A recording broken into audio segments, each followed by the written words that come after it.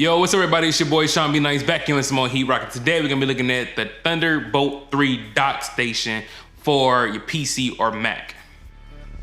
Now, for those who are long-term members of my channel, long-time subs, you guys are probably thinking like, hey Sean, why do you do so many docking station reviews for your computer? The reason being so is because there are a lot of people out there, especially laptops and MacBook owners, who are using USB-C ports and they don't have enough ports for their laptop. So I try to kind of give them different options. I review a very cheap one, I review one that's kind of like mid-range, and I reviewed a very high-priced one that also serves as an eGPU.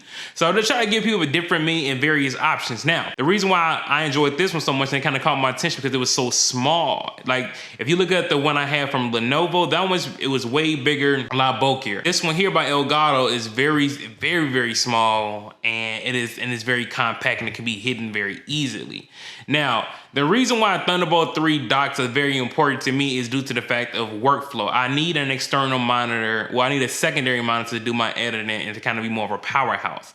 The reason why it's so important to me is because when I'm editing videos, I like to put videos on one side or my photo, whatever the case is, and it drags stuff to the next monitor. And with the Elgato GPU, with the Elgato docking station rather, to me, this is the most versatile one.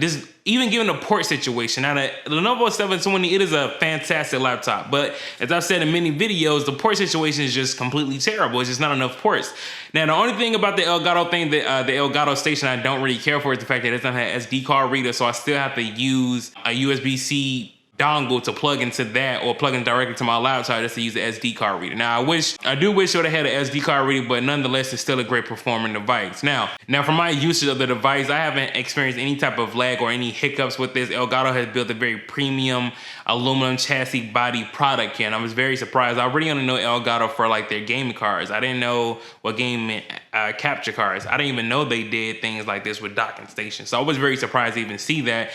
When I reached out to them, I was surprised to even send an email. Like, I can't believe I'm asking Elgato for a docking station, but as I can see, Elgato has their hands on a lot of various different products. But nonetheless, went off on a tangent there, I know. The docking station for me has been nothing short of amazing, okay? So if you guys are interested in this, just to kind of give you guys a heads up, on my tech channel, I kind of just do stuff more so on a consumer-based friendly thing here. Friendly consumer-based thing. I don't really dive too deep into the specs because a lot of people usually don't care about that. They just want to know how much it costs, if it's worth their money, and does it work well. Now, the cheapest I found this dock for is like around $275. You probably can find it way cheaper than that. If I do find it way cheaper, I'll make sure I link it down in the description below.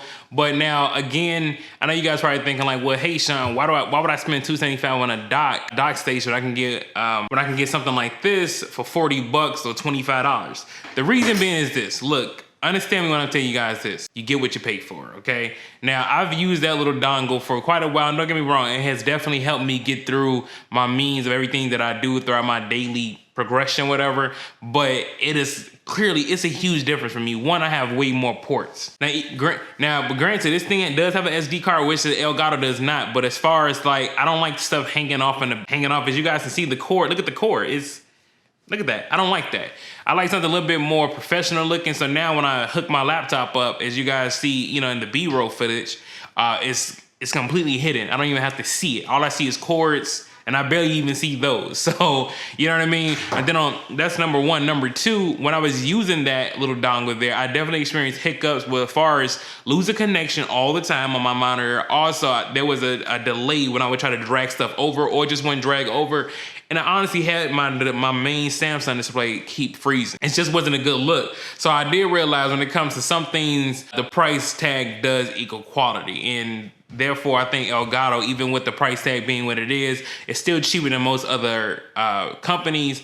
And again, it's small, and to me, it's very portable and very light. That's one thing I do like about it. So if I want to travel somewhere, I want to bring that with me, I can. If I want to hook it up to maybe like a TV at work, a TV at a hotel or something like that, because I have an HDMI to DisplayPort converter. So I plug the DisplayPort into the Elgato and plug the HDMI part to whatever, TV or monitor I'm using, and it works just fine. So therefore, I really have, I wanted that because it's so light and versatile, and it still looks premium in quality, and you can tell the quality is there in the build.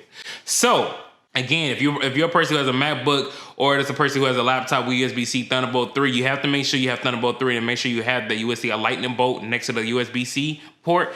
If you have that, this is definitely worth you. Now, unfortunately, my Lenovo Yoga does not have a USB charger, so I can't charge it through. If my Lenovo Yoga had like pass-through charger where I would be able just to power the Elgato without any cords, that would be even better. So if you're a person that have a MacBook, you could just use your MacBook to power the Elgato. But since my laptop doesn't do that, I have to have use an external power source, which is not a big deal. I can still hide it, but it's just something to kind of keep in mind. So if this video helped you out, man, kind of gave you an insight about Elgato on how great they make it and how great this product was for my life, at least for my personal use, make sure you check it out. Make sure I link it down in the description below. So it's your boy Sean, be nice, man. Make sure you like, comment, and subscribe.